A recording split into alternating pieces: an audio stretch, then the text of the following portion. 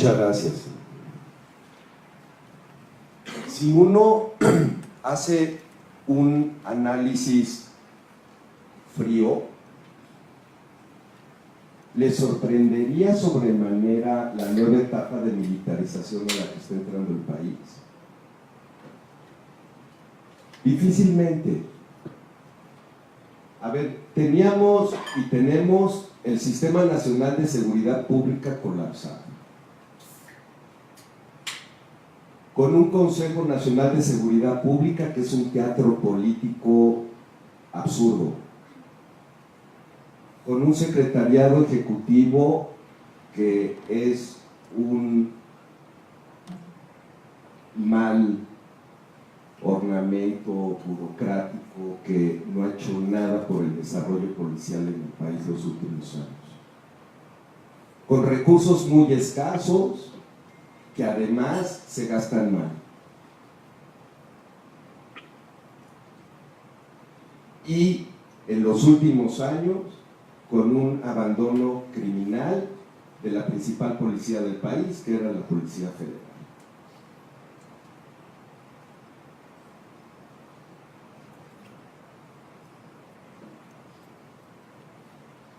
Además, está el tema de que ¿quién defiende a los policías en México?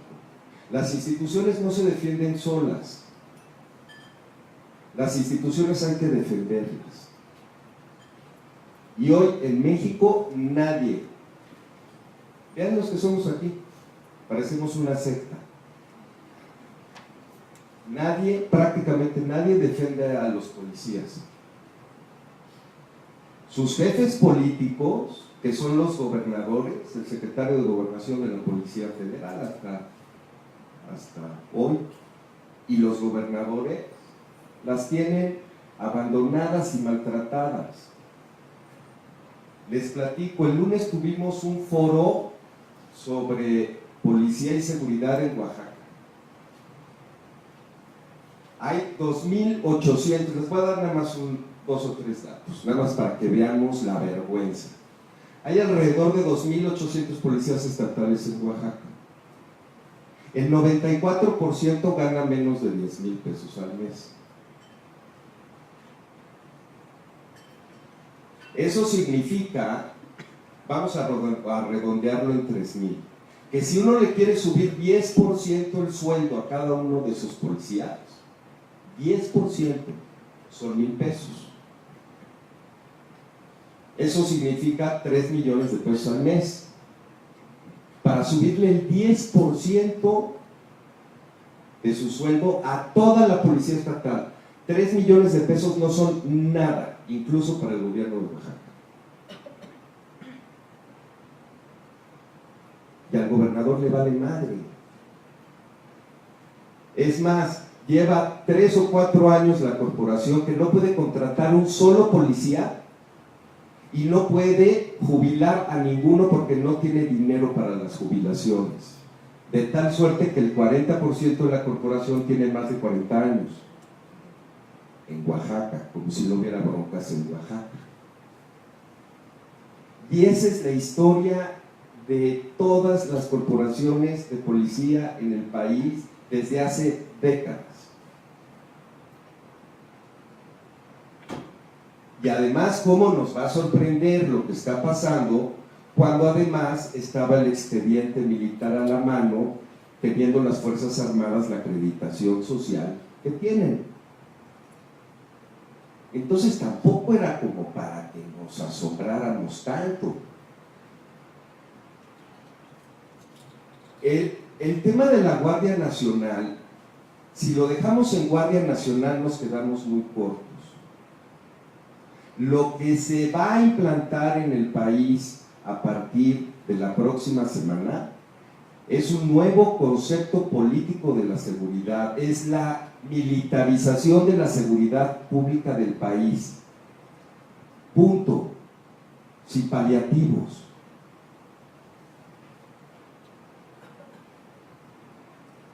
Y esto va a tener, fíjense nada más, hace apenas unas semanas un ministro de la Suprema Corte, el ministro Saldívar, dijo que la Ley de Seguridad Interior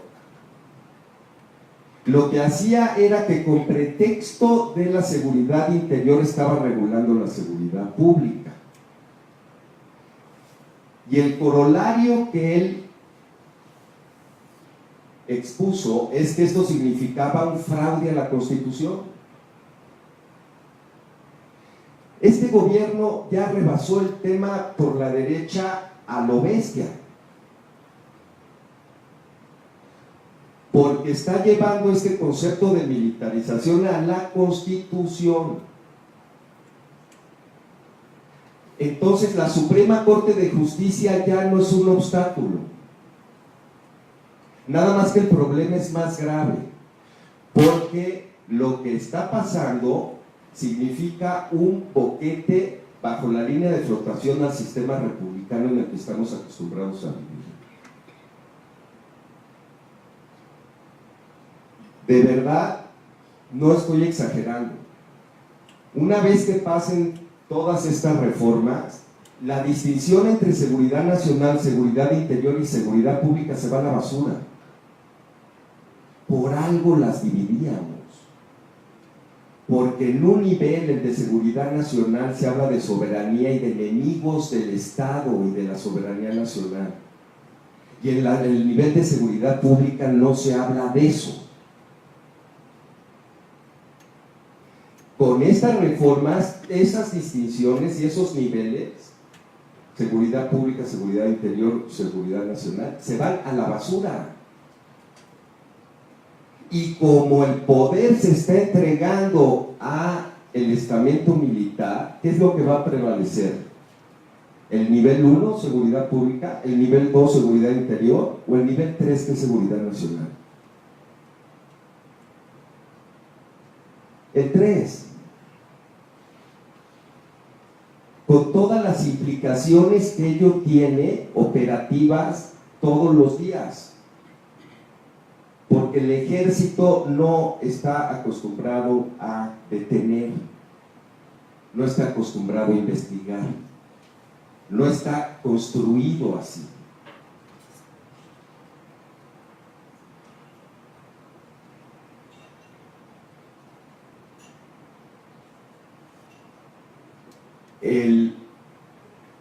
Fíjense en un dato.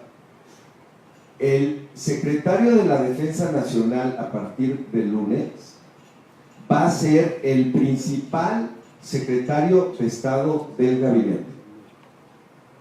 Eso no sucedía, que yo recuerde, desde que Ávila Camacho nombró a Lázaro Cárdenas como secretario de la Defensa Nacional durante la Segunda Guerra Mundial.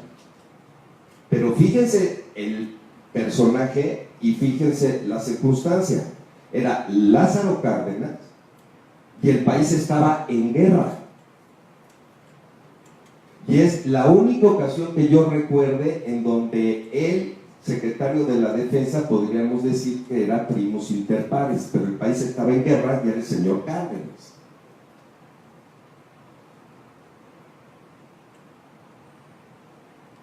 Y no se queda el tema ahí, porque se queda con un redireccionamiento de facultades y de presupuestos bestial. La fuerza política, porque el dinero es fuerza política, el despliegue es fuerza política, y las facultades que les están dando es fuerza política. La fuerza política que va a tener la Secretaría de la Defensa Nacional no la habíamos visto, no la conocemos. Y eso se desborda a nivel local, porque les insisto, el tema no es la guardia, el tema es la militarización plena de la seguridad pública. Y esto se desborda a nivel local, porque ya nos anunciaron que los jefes de la seguridad pública en todo el país van a ser mandos militares.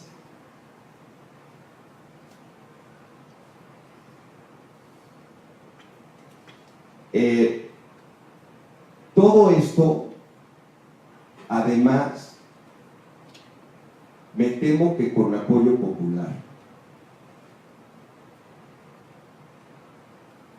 Hoy cualquier encuesta que hagamos gana la mano dura. Hoy cualquier encuesta que hagamos gana la pena de muerte. En cualquier encuesta sale el ejército hasta arriba, solo por abajo de la marina, que son tantito más rudos.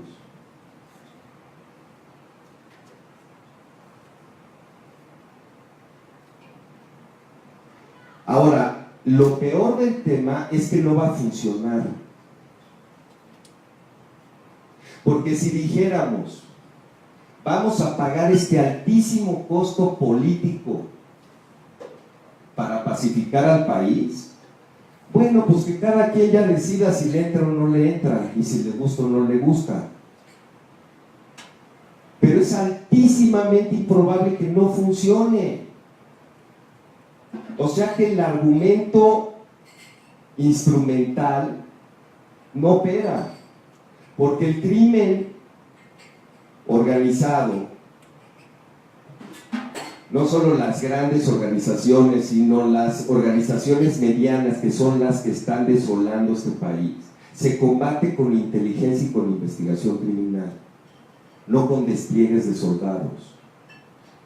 En ningún lugar del mundo se combate al crimen organizado con soldados. Tampoco es probable que funcione porque las poquísimas capacidades que le restan al Estado en materia de investigación y de inteligencia quedan en una secretaría mutilada y a la deriva. Primero nos la anunciaron como una supersecretaría y antes de que nazca ya la mutilaron. Le están quitando ya la mitad del presupuesto y le van a quitar a toda la Policía Federal. Y además, déjenme les informo que la gente que está llegando a hacerse cargo de esa secretaría no tiene proyecto ni plan de ningún tipo. Entonces, donde no solo estamos poniendo todo el presupuesto y toda la energía política en la Secretaría de la Defensa, sino que estamos dejando a la deriva esta nueva secretaría que está naciendo prácticamente muerta.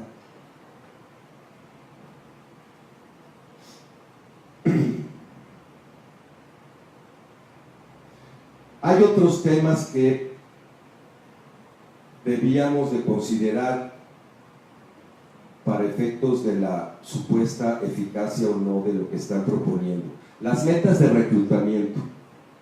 Miren, las metas de reclutamiento son absurdas. La Policía Federal pasó con un esfuerzo bestial de 12 a 37,000 elementos en 5 años y pagando muy bien. Y están proponiendo un reclutamiento de 50,000 elementos y suponiendo que lo lograran, que no lo van a lograr. El ejército no ha reclutado 50,000 elementos en los últimos 25 años. Tienen un problema de deserción y a duras penas el reclutamiento les ayuda para taparle el tema al problema de deserción. No van a poder, pero además, la capacitación. Van a capacitar en 6 años a 50,000 policías. Lo que no ha hecho el país en 50 años.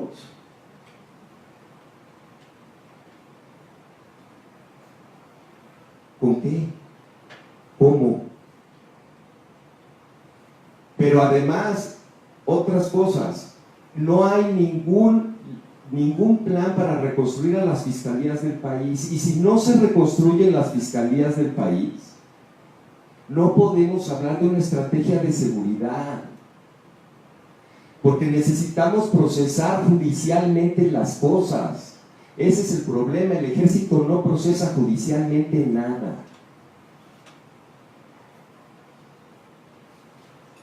Y las fiscalías del país están peor que las policías, y no hay ningún proyecto para contar con fiscalías dignas del nombre en el país. Y luego, por último, el presidente electo todavía dice que el 80% de la estrategia va a ser su política social. ¿Cuál política social? Lo único que se está planteando es mandar dinero en efectivo a los chavos. Eso no es política social. Y mucho menos es una política de prevención. Y él dice que el 80% de la estrategia es eso. Entonces, yo creo que hay dos riesgos altamente probables. Uno, que vamos a continuar con altísimos niveles de violencia, y el otro es que vamos a tener una militarización en el país como no hemos conocido nunca. Es el peor de los mundos. Ahora, creo que debemos de hacer un esfuerzo como organizaciones y como colectivos para tratar de alzar la voz, argumentar en contra de lo que está proponiendo este gobierno. Un primer argumento es un argumento instrumental. Esto no se resuelve con soldados. Hay un segundo argumento que se sostiene solo, es el argumento humanitario. Se van a seguir acumulando las víctimas, van a continuar las violaciones a los derechos humanos. Me tocó estar en un evento de Morena hace unas semanas en donde alguien tuvo la desvergüenza de decir que a partir del día 1 no iba a haber ni una sola violación a los derechos humanos en México por parte de un funcionario del Estado. Qué desfachatez y qué desvergüenza en un tema tan sensible y tan delicado. No es verdad. Se van a seguir acumulando las víctimas y va a seguir habiendo violaciones a los derechos humanos, y tenemos que seguir alzando la voz sobre este tema. Y el tercero es el argumento político, que es a favor del restablecimiento del equilibrio civil-militar en el país, que van a trastocar.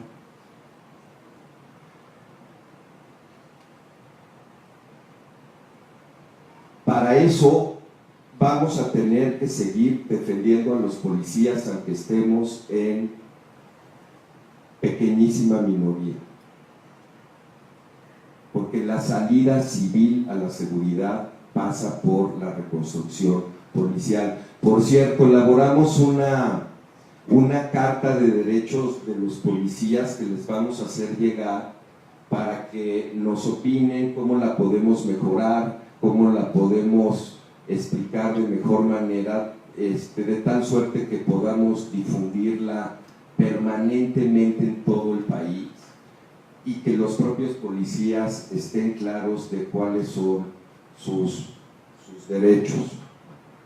Termino ya nada más mencionando algunas propuestas de acción. Miren, aquí está claro, somos poquititos. Obviamente hay mucha más gente que puede comulgar con algunas de las cosas que nosotros pensamos y decimos, pero somos poquitos. Hay un tema de gestión para atraer otras organizaciones y a otras personas a esta red. Porque si nos mantenemos como estamos, no vamos a tener ninguna incidencia de ningún tipo. También hay que acercarse a las policías locales. Créanmelo, cada vez que hacemos un foro en los estados, el abandono en que se sienten es atroz. Y además nuestros foros, la verdad es que no sirven de mayor cosa, porque ahí están sentaditos todos los policías y no se atreven a hablar porque traigo al mando aquí sentado al lado. Entonces no tienen voz de ningún tipo. Hay que acercarnos a las policías locales. También creo que hay que hacer mucho mayor activismo político. Yo no creo que vayamos a tener ninguna incidencia con el gobierno federal. Se los digo en serio. Lo que decía Eliana, yo creo que vamos a ver un gobierno particularmente autoritario y soberbio. Pero yo sí creo que podemos hacer, por ejemplo, mucho más con el Congreso, con los restos del PRI, con los restos del PAN y con Morena, porque Morena no es una fuerza monolítica tampoco. Y sí tenemos argumentos. Les cuento una anécdota de algo que nos pasó hace unos días sobre este tema de las alianzas políticas. Y esta es una opinión muy personal, no es causa en común. Cuando pedimos apoyos para un desplegado en contra de la Guardia Nacional hace unos días, entre los firmantes estaba Margarita Zavala. Y cuando muchas organizaciones se dieron cuenta que estaba incluida la señora Zavala, nos dijeron, o la quitan a ella o nos vamos nosotros.